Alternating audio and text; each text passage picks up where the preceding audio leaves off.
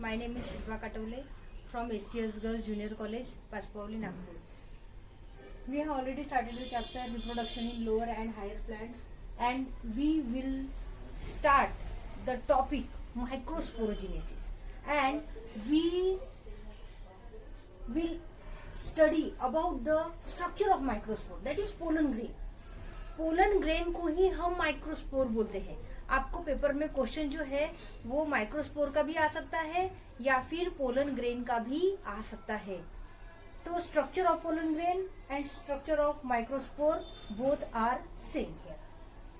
Structure of microspore. Typical pollen grain is non motile haploid unicellular body with single nucleus spherical और oval shape. Structure अब यहाँ पर बोला गया है पोलन ग्रेन का एक टिपिकल स्ट्रक्चर लेंगे. टिपिकल मीन्स हम गेस करके चल रहे हैं कि कुछ स्ट्रक्चर इस प्रकार से होगा. ठीक है. तो यहाँ पे बोला है नॉन मोटाइल. नॉन मोटाइल का मतलब क्या होता है कि वो खुद से चल फिर नहीं सकता, वो खुद से एक जगह से दूसरी जगह जा नहीं सकता, उसको एजेंट की जरूरत होती है. There is agents are very necessary to carry the pollen grain from one place to another or one flower to another. Unicellular single cell present होता है with single nucleus. अब यहाँ पर ये pollen grain का स्ट्रक्चर है. This is pollen grain structure और यहाँ पर ये पूरा एक सेल है और पूरे एक सेल में सिर्फ एक ही न्यूक्लियस है. स्पेरिकल हो सकता है जैसे कि हमने ड्रॉ किया है, लेकिन प्लांट की स्पीसीज पे डिपेंड करता है. इसका शेप चेंज हो सकता है, ओवल भी हो सकता है और थोड़ा सा उसका जो स्ट्रक्चर है उसमें स्पीसीज के अनुसार थोड़ा बहुत बदलाव हो सकता है, but generally spherical and oval shape में ही पाया जाता है. It is surrounded by two layered wall called sporoderm, that is exine and intine. अब क्या होता है यहाँ पे पोलन ग्रेन जो है इसकी ये सिंगल लेयर है and this is outer layer, this is inner layer, this is outer layer. These two layers together called as sporoderm. दोनों लेयर्स को साथ में मिलके स्पोरोडम बोलते हैं. अब स्पोरोडम दोनों को मिलके बोलते हैं तो सिंगल सिंगल को हम क्या बोलेंगे, जो आउटर लेयर है उसको एक्साइन बोलेंगे, जो इनर लेयर है उसको हम इंटाइन बोलेंगे. Then exine, the outer layer exine is thick and made up of complex non biodegradable substance called sporopollenin.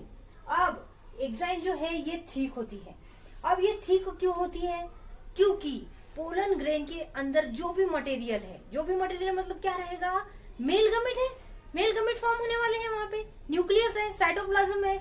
Main motive क्या है पोलन ग्रेन का कि वो मेल गमीट प्रोड्यूस करे, formation of the male gamete. तो उसके लिए एक्साइन जो है वो थिक होती है for the protection of male gamete और न्यूक्लियस. न्यूक्लियस जो है उसका प्रोटेक्शन करे, जो मेल गमीट फॉर्म होंगे उनका प्रोटेक्शन करे, उसके लिए वो ठीक होता है. और ये एक कॉम्प्लेक्स और नॉन बायोडिग्रेडेबल सब्सटेंस से बना हुआ होता है जिसको हम स्पोरोपोलेनिन बोलते हैं. Exine, the outer layer exine is thick and made up of complex non biodegradable substance called sporopollenin. अब एक्साइन जो है वो आउटर लेयर है, ठीक है और रफ है, स्पाइनी रहेगी.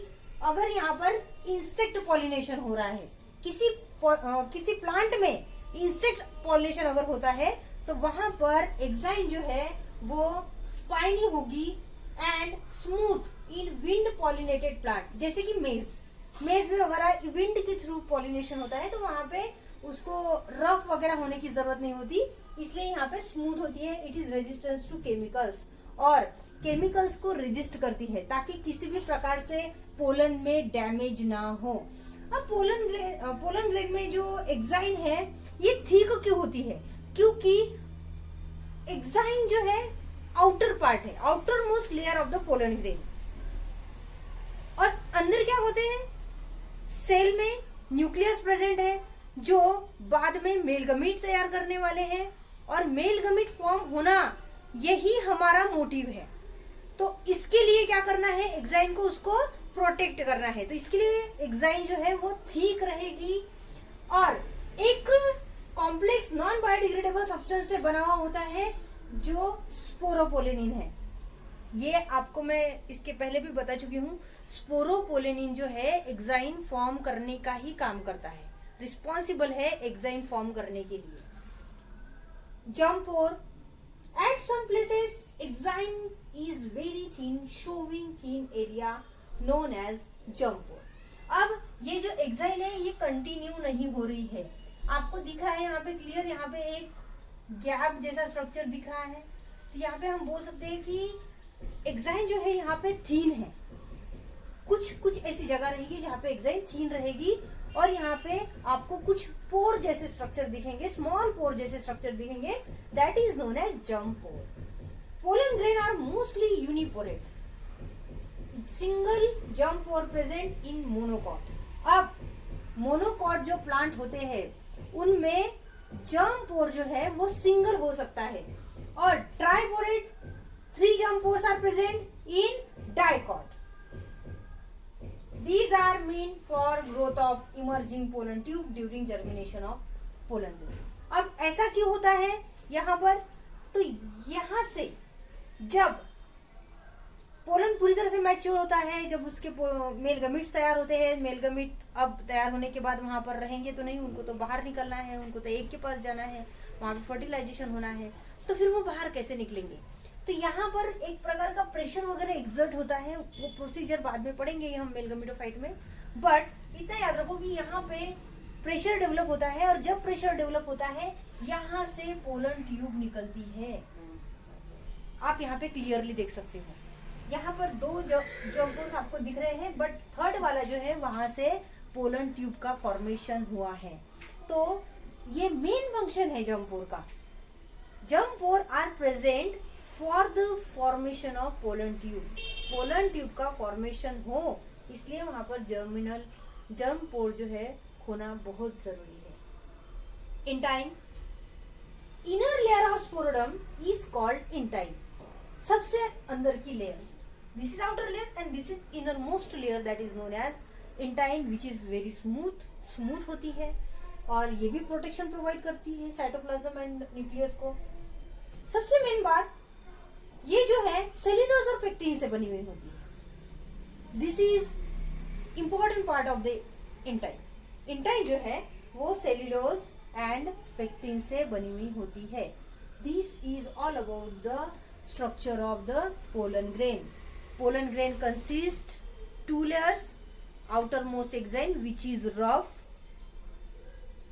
inner layer is called as intine which is smooth, and at some places exine become thin. There is a formation of jumper which helps to form the pollen grain. Development of male gametophyte. Microspore or pollen grain is initial cell of male gametophyte. We can say that microspore or pollen grain is the first stage of microsporogenesis. Means pollen grain start the division from the formation of the pollen. pollen grain का जब formation होता है उसके बाद ही microsporogenesis की process हो सकती है, पॉसिबल है, उसके पहले पॉसिबल नहीं है। अगर माइक्रोस्पोरोजेनेसिस होना है उसके लिए सबसे पहले माइक्रोस्पोर का फॉर्मेशन होना बहुत ज़रूरी है। कुछ टाइम के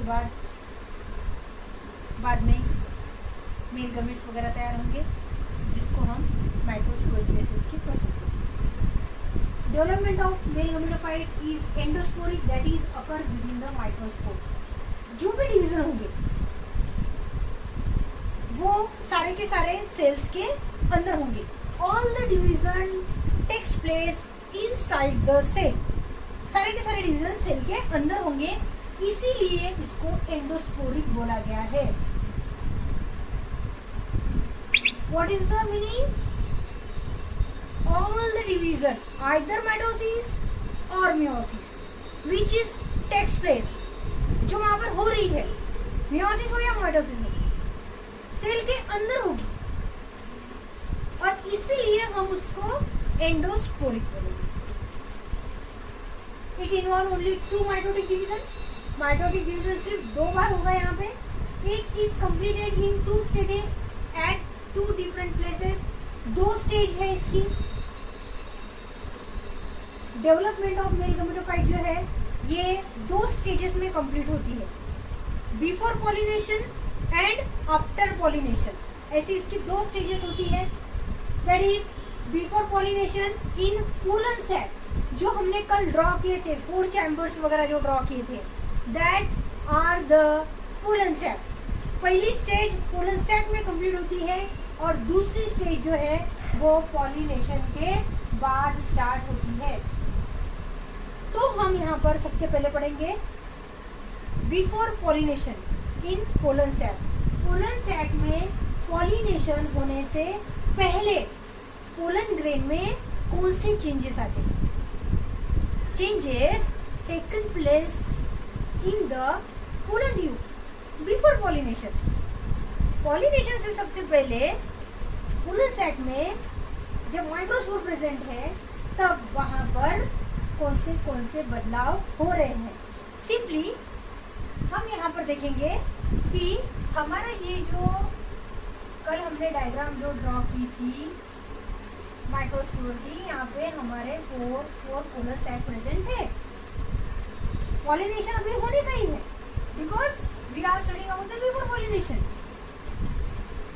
तो यहाँ पर ये जो है ये क्या है? Pollen sac. These are the pollen sacs where the development of microspore takes place. यहाँ पर माइक्रोस्पोर का डेवलपमेंट जो है वो होगा। Pollen grain marks the beginning of male gametophyte. Male gametophyte का जो डेवलपमेंट का जो स्टार्ट है वो कहाँ से हो रहा है? पोलन ग्रेन से होगा, that is microspore. While in situ, that is when it is still enclosed within the pollen sac. What is meant by in situ? We can say in the nature, in the environment, like in natural condition.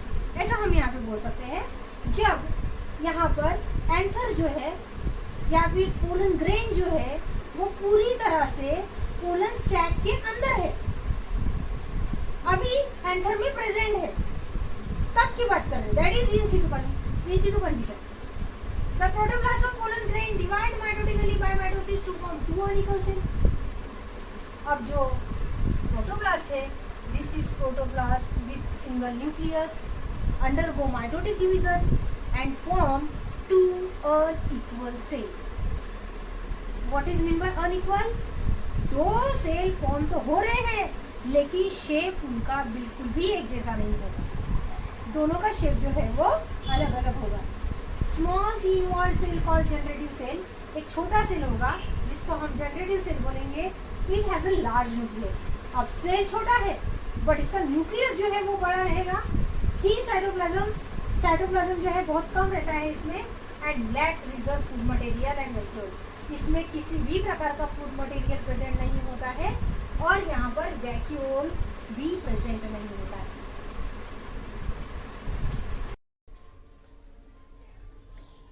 Large naked cell is called vegetative और tube cell. अब एक बड़ा cell present है, this is pollen grain, undergo mitotic division and form 2 unequal cell, that is vegetative cell and generative cell. We have discussed about the generative cell. हम generative cell के बारे में discuss कर चुके हैं। इसके पास न्यूक्लियस है, थोड़ा सा बड़ा सा न्यूक्लियस है, ये भी हम यहाँ पर पढ़ चुके हैं।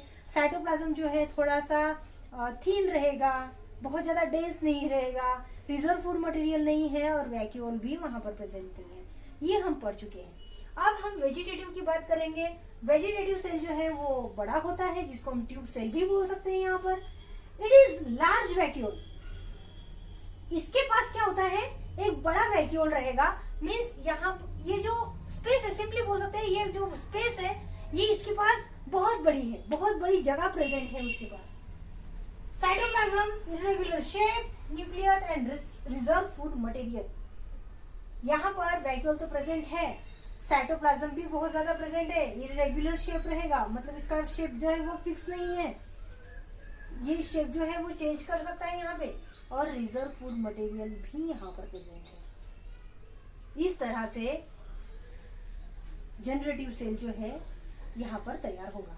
This is the vegetative cell और tube cell. Generative cell float in the cytoplasm of vegetative cell.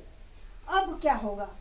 This generative cell float in the cytoplasm of vegetative cell. Vegetative cell बहुत बड़ा है, तो ये जनरेटिव सेल जब पूरी तरह से डेवलप होता है तो ये इस तरह से यहाँ पर फ्लोट होगा। ये पूरा का पूरा वेजिटेटिव सेल है, ये पूरा, और ये जो है सिर्फ जनरेटिव सेल है जो कि ट्यूब सेल के साइटोप्लाज्म में फ्लोटिंग कर रहा है। इन मोस्ट ऑफ एंजियोस्पर्म, बहुत से ऐसे एंजियोस्पर्म्स है जिनमें pollen grains are release at 2 cell stage after dehiscence of anther. अब यहाँ से जो है हमारी मेन कंसेप्ट चालू हो रही है। अभी तक हम क्या पढ़ रहे हैं कि यहाँ पर 2 ही सेल प्रेजेंट है, first is vegetative, second is generative. हमने अभी तक मेल गमीट के बारे में बात नहीं की। अब मेल गमीट तैयार होने की यहाँ पे सिचुएशन तैयार हो रही है, तो यहाँ पर आपको सीधा सीधा बोला गया कि बहुत से ऐसे एंजियोस्पर्म्स है जिसमें पोलन ग्रेन्स जो है वो रिलीज हो जाते हैं और 2 स्टेज में ही रिलीज हो जाते हैं। डेhiscence होने के बाद मेल गमीट तैयार होते हैं।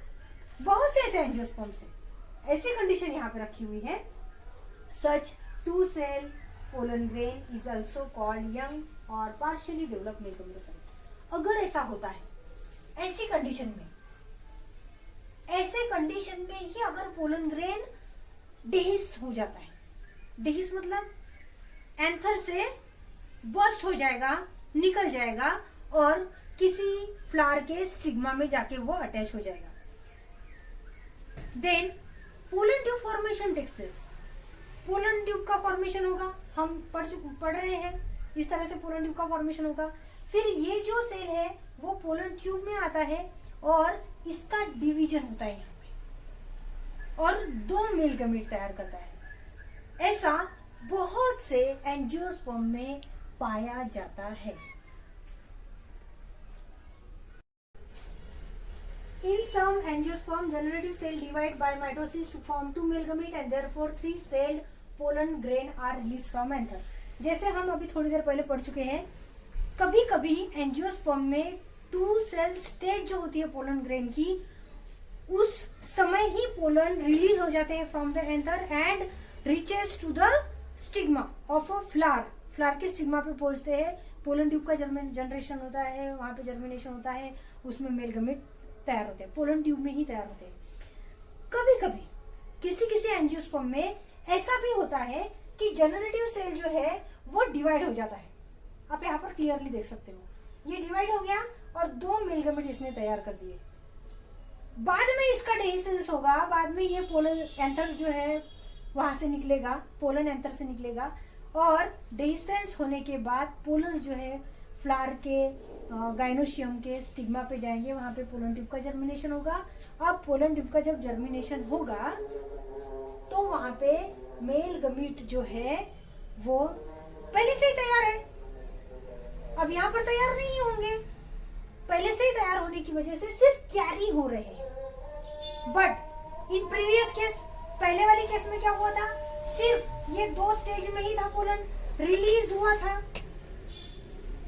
था, स्टिग्मा पे गया, स्टिग्मा पे जाने के बाद पोलन ट्यूब का जर्मिनेशन हुआ और ये जो जनरेटिव सेल है, ये जनरेटिव सेल डिवाइड होके यहाँ पे 2 मेल गमीट फॉर्म किए थे। ऐसी 2 स्टेजेस होती है, डिपेंड करता है कि एंजियोस्पर्म में प्लांट की वेराइटी क्या रहेगी। After pollination on the stigma, मतलब पॉलिनेशन के बाद स्टिग्मा पर कौन से चेंजेस होंगे, तो हम उसके बारे में बात करेंगे यहाँ पर। After pollination 2-celled pollen grain is deposited on the stigma surface, comes in contact with the sugary stigmatic secretion and absorb it. अब हम थोड़ा सा यहाँ पे स्टिग्मा का पोर्शन लेंगे। स्टिग्मा का पोर्शन कुछ इस तरह से होगा, this is ovary and this is stigma. अब ये पोलन ग्रेन क्या होता है, जब बर्स्ट होता है, अब 2 सेल स्टेज में भी ये बर्स्ट हो सकता है, 3 सेल स्टेज में भी बर्स्ट हो सकता है, इसके बारे में हम पढ़ चुके हैं। जो भी स्टेज होगी यहाँ पर जाकर डिपॉजिट हो जाएगा। पोलन ग्रेन स्टिग्मा पे जाने के बाद वहां पे डिपॉजिट हो जाएगा। ऐसी कंडीशन में क्या होगा, स्टिग्मा में शुगरी सब्सटेंस होता है जिसको वो एब्जॉर्ब करेगा। यहाँ से जो भी शुगरी सब्सटेंस है उसको एब्जॉर्ब करने के बाद पोलन ग्रेन जो है उसके साइटोप्लाज्म में प्रेशर एक्सर्ट हो जाता है, जिसकी वजह से यहाँ पर पोलन ट्यूब का फॉर्मेशन होता है। ये जो पोलन ट्यूब का फॉर्मेशन हम देख रहे हैं ये आउटसाइड नहीं होता है, ये यहाँ पर होता है ऑन द स्टिग्मा। इस तरह से प्रोसीजर है। Due to this volume of cytoplasm increases and create pressure which act on in time. मैं आपको पहले बता चुकी हूँ, जैसे स्टिग्मा पर पोलन ग्रेन यहाँ पर डिपॉजिट हुआ, शुगरी सब्सटेंस को पोलन ने एब्जॉर्ब करना शुरू कर दिया है, प्रेशर एक्सर्ट हो रहा है इंटाइन पे, और इंटाइन जो है वो जर्म पोर के थ्रू, ये जो इंटाइन है ये जर्म पोर के थ्रू इलोंगेट होती है और फॉर्म करती है pollen tube. Intine of pollen grain comes out of germ pore in the form of tube called pollen tube। यहाँ पर एक ट्यूब फॉर्म हुई और ये ट्यूब जो फॉर्म हुई है, जो पोलन ग्रेन की इंटाइन है उस पर प्रेशर एक्सर्ट हुआ था, उसकी वजह से ये पोलन ट्यूब का फॉर्मेशन यहाँ पर हो रहा है। हम उसको पोलन ट्यूब बोलेंगे और ये पोलन ट्यूब का काम ये है कि जो 2 मेल गमीट फॉर्म हुए हैं उसको ओव्यूल तक एक तक लेकर जाए। Pollen tube grow down toward the ovule through style due to chemical stimulus inside ovary. अब ये ओवरी है, this is ovary and inside the ovary there is many ovules present. It may be single और number of ovules may vary. Ovule के number जो है बदल सकते हैं, 1 हो सकता है, 2 हो सकते हैं, ज्यादा भी हो सकते हैं। हम यहाँ पर सिंपल एक ओव्यूल जो है कंसीडर करके चलेंगे। ये एक ओव्यूल यहाँ पर प्रेजेंट है। तो यहाँ पर क्या होगा, पोलन ट्यूब का फॉर्मेशन हो रहा है और पोलन ट्यूब जो है यहाँ पर ओवरी में ओव्यूल तक पहुंचेगी और ये सब होता है केमिकल स्टिम्युलस की वजह से। The generative cell divide by mitosis in the pollen tube to form 2 haploid non motile male gamete. अब जेनरेटिव सेल है, माइटोसिस की वजह से उसका डिवीजन हुआ है, 2 मेल गमीट तैयार हुआ है माइटोसिस से, हमको ये पता है। This pollen tube with 2 male gamete, thin cytoplasm and degenerating sterile vegetative nucleus represent male gametophyte, thus it is highly reduced structure। और अब हम ये बात क्लियर करेंगे यहाँ पे, what is male gametophyte? Male gametophyte means formation of 2 male gamete। 2 male gamete का formation होना। तो 2 मेल गमीट कैसे तैयार होंगे, जनरेटिव सेल जो है डिवाइड होता है माइटोटिकली और 2 मेल गमीट जो है यहाँ पर तैयार करेगा। और ये जो 2 मेल गमीट है, ये मेल गमीट पास होते हैं ओव्यूल की तरफ। ये जो पोर्शन है ये स्टाइल का पोर्शन है, this is style of gynoecium. ये गाइनोशियम की स्टाइल है, this is gynoecium, this is gynoecium. Gynoecium की ये स्टाइल है, ये स्टिग्मा है और ये ओवरी है। अब यहाँ पे पोलन यहाँ पे डिपॉजिट हुआ है, यहाँ से पोलन ट्यूब का फॉर्मेशन हुआ है और ये ओव्यूल तक पहुंचा है। और ओव्यूल तक पहुंचने के बाद जो 2 मेल गमीट यहाँ पर तैयार हुए हैं वो मेल गमीट ओव्यूल में रिलीज हो जाएंगे। और रिलीज होने के बाद क्या होगा, ये आपको डबल फर्टिलाइजेशन में दिया हुआ है, तो हम वहां पर डिटेल स्टडी करेंगे।